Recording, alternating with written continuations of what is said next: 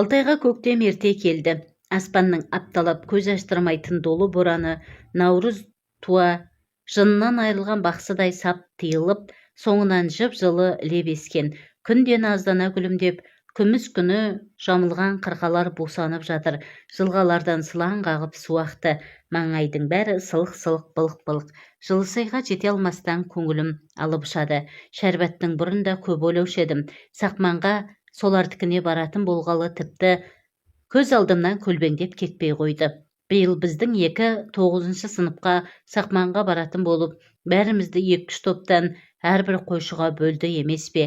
Ержан екеуміз Жылысайдағы Махан қойшының еншісіне бұйырдық. Ержан, асықпа 2-3 күннен соң барайық, оған дейін моншаға түсіп дем алып дегендей деп біраз азғырғанымен, сен сөйт, екеуміз бірдей кергіп жатып алсақ, Махан мектепте шағынып жүрер деп өп-өтірік қорыққан болдым. Шәрбәтті көруге ынтығып тұрғанымды сездірмеуге тырыстым. Әкеме де шөпке ортақ қылғанша бурылды Сақманға мініп кетейін деп қолға салдым. Шәрбәт өзгерді ме екен? Күзде қаладан шашын қидырып, көздің асты үстін көкпемге қып бояп келіп, бұлғақтап жүргенде сұлу еді. Оқуға түсе алмай қалғаны қандай жақсы болды. Фельдшер боламын деп қалада қаңғығаннан гөрі әкесінің қасында қойда жүргені тәуір емес пе? Қазір не көп, фельдшер көп. Оның үстінде қалаға кеткен қыздар қайтып оралып жатқан жоқ. Мен онды бітірген соң оқуға бара аламын ба, жоқ па? 2 жыл әскерің тағы бар. Бурыл сүрініп кетті де ойым кілт үзілді. Ащы шектей шұбатылып жатқан Жылысай осы тұста қарындай жайылып сала берді. Айналасы ат шаптырым кең жазықта қойшының қырық жамау ескі тоқал тамы жетімсіреп жападан жалғыз тұр. Одан әріректе ақшағалдай жарқыраған шатырлы қой қоры көз тарта мен мұндалайды. Ат дүбіріне естіп алдымен үй тұрды. Одан соң тоқал тамнан әлдегім жүгіріп шығып, қырдан құлдилап келе жатқан жалғыз салт аттыға телміре ұзақ қарады. Тайыншадай қара төбет арсылдай жүгіріп келді де, анадайдан өршелене үріп айбат шегіп тұр. Есік аузында менен көз алмай тесіле қарап тұрған Маханның жалғыз ұлы Жолтай екен.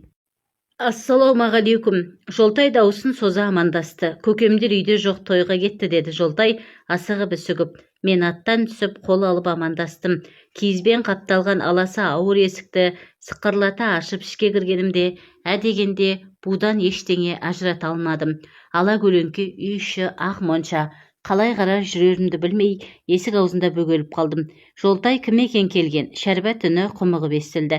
Қыздың даусы шыққан жаққа барлай қарадым. Ақ тұманның ішінде басын жуып отырған қыздың сұлбасы көзге шалынды. Пеш дүрілдеп жанып жатыр. Үстіндегі беті ашық қара қазан сарқ-сарқ қайнайды. Иіс сабын мен хош иісі үй ішін жайлап алған. Жолтай сыртта ат байлап, мен қызбен амандасудың ретін таба алмай сипақтап қалдым. Бетіндегі көпіршіген сабынды алақанымен сипап салып, мен жақа сығырая қарады. Көзінің сабын аштып жіберді ме, қайтадан басын шайып жатып, төлеш адасып жүрсің бе, төрлет деп қуанышын жасыра алмай. Төргі үйге өтіп кет, аяғыңды шешпей ақ қой, жердің бәрі су. Төргі үй кең де жинақы екен. Есіктен төрге дейін оюлы сырмақ жайылған. Оң жақта кереует, одан жоғары үлкен сандық тұр. Сандықтың үсті толы жүк. Кереует тұсына ілінген сарғыш кілемнің жоғары жағында Шәрбәттің үлкейтілген фотосуретіне бірден көзім түсті. Жазда қалаға оқуға барғанда түссе керек, шашын қос бұрымғы бөріп алдына жіберіпті. Мойыл қара көзден нұр шашады. Жүзінде жұмсақ жымиыстың ізі бар. Уылжыған шие ернін сәл қимылдатса болды. Маржандай аппақ тістері жарқырап күле салатын сияқты. Кешке қойды қоралап, қозыларын емізіп бөлек қамағаннан кейін үйге кіріп, Жолтай, Шәрбат үшеуміз жетілік шамның жарығымен отырып тамақ іштік. Жолтай тамаққа тойған соң мысықпен ойнап, өзімен өзі болып кетті. Менің екі көзім Шәрбатта. Қыздың ашық жүзі албырап, мойыл көзіне мейірім шуағы ұялаған, иығынан сәл төмен түсіп тұрған қою шашын әлгінде ғана бүйралап алған, еңкейіп кесесін қолына алған кезде шашы сусып бетін жаба қалады да, басын көтеріп, ширық саусақтарымен шашын сәндеп, қайта іліп алып, кейін қарай қайтадан сайын сүйкімді кескіні одан әрі құлпырып көрінеді. Шәрбат бұрын тұнық қыз сияқты еді. Бүгінгі әңгімесі аузымның суын құртты. Мен келгелі қаладағы қызықтарын айтып тауса алар емес. Біраздан соң жолта есінеп, құсынап, қалғып шолғый бастады. Шәрбат күлімдеп жүріп үстел жинауға кірісті. Әр қимылы, әр сөзі өз бойына қандай жарасымды. Ішіп жеп құмарта қарағанымды ұнататында сияқты. Кейде көзіне көзім түйісіп қалғанда, көңіл түкпіріндегі қызу шоқты кесіп өткендей өн бойым өртеніп қоя береді. Үстелге жиналып болған соң қыз төсек салу қамына кірісті. Мен иығыма шолақ тонымды жамылып тысқа шықтым. Түн жып-жылы, ойдағы күршім жақтан майда леп еседі. Шіркін, осындай жылымық түнде Шәрбатпен қол ұстасып қыдырса ғой баяғыдай.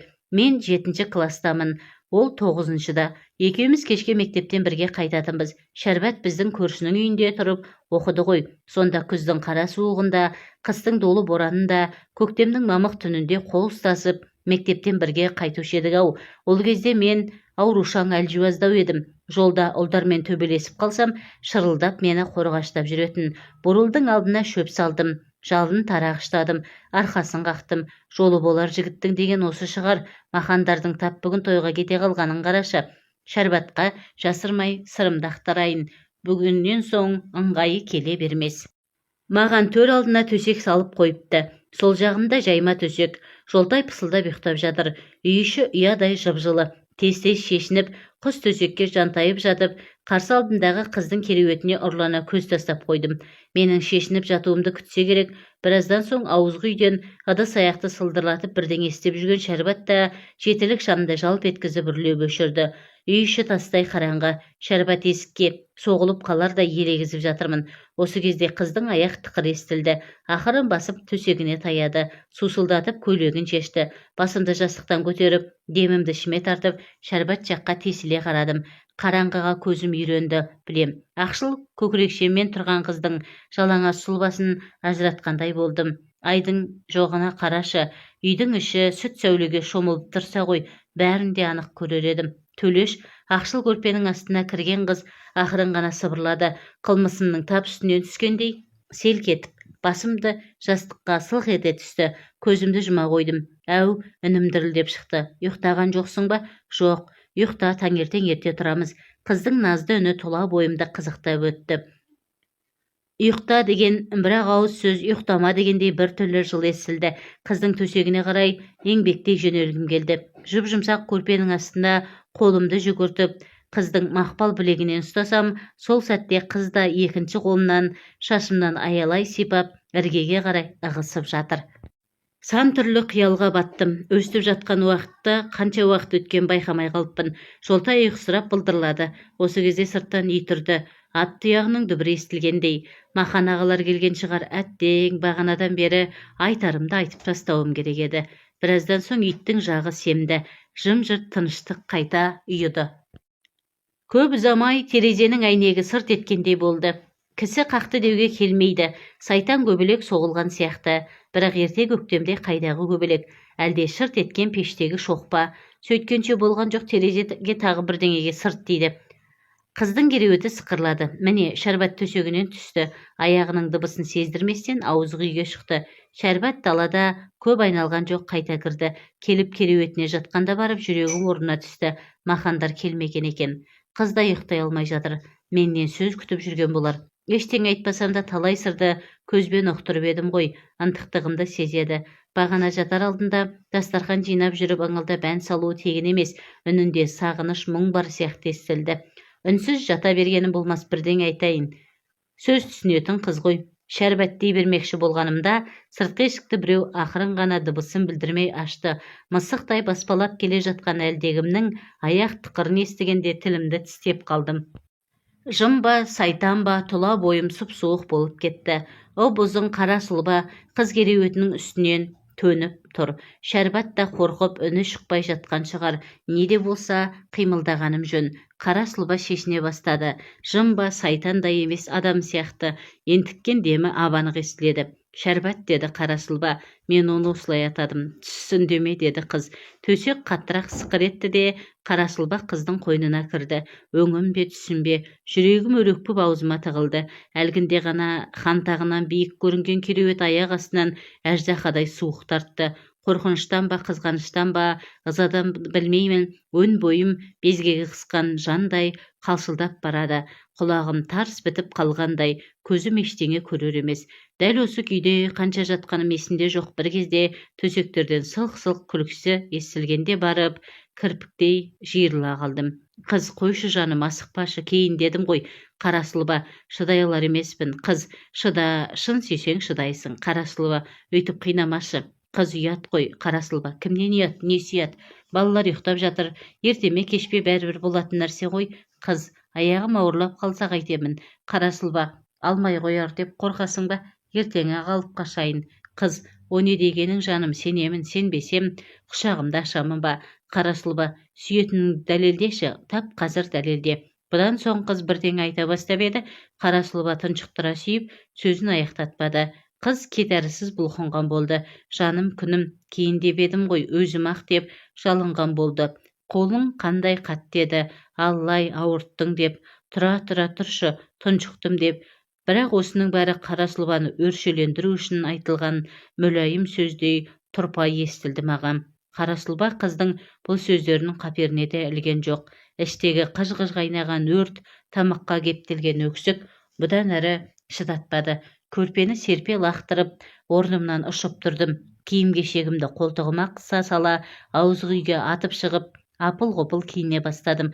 Төргейдегілердің сыбыр-көбірі сап тиылды. Алқын-жұлқын сыртқа шықтым. Түн тастай қараңғы, теріскейдің ызғырығы есіп тұр. Қара қатқақты шақыр-шұқыр еткізіп қораға келдім. Кең шарбақтың ішіндегі оттықтың қасында ерттеулі ат тұрып, Қарасылбанікі екенін бірден білдім. Бажайлай қарасам айғыр екен.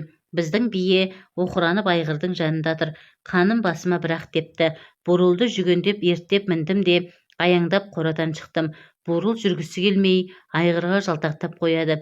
Әкеңнің аузын сайқал деп қамшымен бурылды осып-осып жібердім. Мұны күтпеген бурыл тұра шапты. Қара төбет өршелене ұрып, бізді біраз жерге дейін ұзатып салды. Қара түнді қақ жарып ауылға қарай құйғытып келемін. Бетімнен сұп-суық жел осқылайды. Екі көзімнен жас парлады. Алыс сапарға жападан жалғыз аттанғандаймын. Алдым қара түнек, артым тас қараңғылық.